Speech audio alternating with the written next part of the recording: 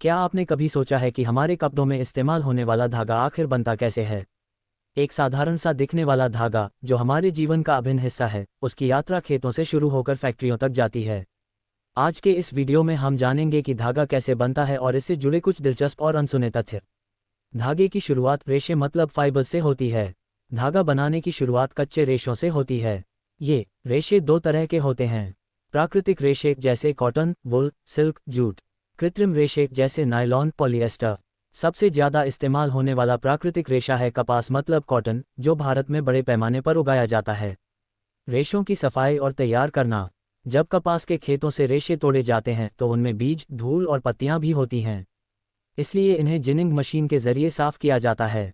इसके बाद बचे हुए साफ रेशों को छोटी छोटी गांठों में बदल दिया जाता है, जिन्हें बेल्स कहा जाता है। कार्डिंग, रेशों को एक दिशा में करना। अब इन बेल्स को कार्डिंग मशीन में डाला जाता है। ये मशीन रेशों को सुलझाती है और उन्हें एक दिशा में ले जाती है, जिससे रेशों की एक पतली परत या चादर बनती है।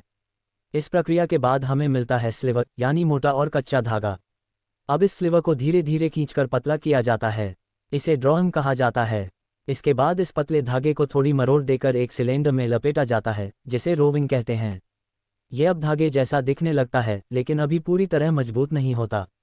अब आती है सबसे अहम प्रक्रिया, स्पिनिंग। इस प्रक्रिया में धागे को तेजी से घुमाकर उसमें मरोड़ दिया जाता है, जिससे वो मजबूत और टिकाऊ बनता है। इस स्पिनिंग मशीन को रिंग फ्रेम या रोटर स्पिनिंग कहते हैं। स्पिनिंग के बाद तैयार धागे को बॉबिन या कॉइल्स में लपेटा जाता है, जिससे उसे ट्रांसपोर्ट या इस्तेमाल करना आसान हो जाए। ये धागा अब बुनाई, वीविंग या सिलाई स्यूइंग के लिए तैयार होता है। धागे से कपड़ा, अगली प्रक्रिया। एक बार धागा तैयार हो जाए तो इसे कर्गों, लूम्स पर चढ़ाकर उससे कपड़ा तैयार किया जाता है। यही कपड़ा आगे जाकर हमारे कपड़े, पर्दे, चादर आदि का रूप लेता है। धागे से जुड़े रोचक तथ्य। भारत दुनिया का दूसरा सबसे बड़ा कपास उत्पादक देश है। 1 किलो धागा बनाने के लिए लगभग 1.6 किलो कच्ची कपास लगती है। धागा जितना पतला और मजबूत होता है, उसकी गुणवत्ता उतनी ही बेहतर मानी जाती है। कुछ स्पेशल धागे जैसे कि रेशम हाथ से भी बनाए जाते हैं और उन्हें हथकरघा कहते हैं। पुराने जमाने में महिलाएं चरखे पर बैठकर हाथ से धागा काता करती थीं, जैसे गांधी जी करते थे। तो दोस्तों, देखा आपने एक साधारण सा धागा बनने के पीछे कितनी लंबी और मेहनती प्रक्रिया होती है। अगली बार जब आप कोई कपड़ा पहने तो सोचिएगा कि उसमें कितनों की मेहनत और कितनी मशीनें शामिल रही हैं।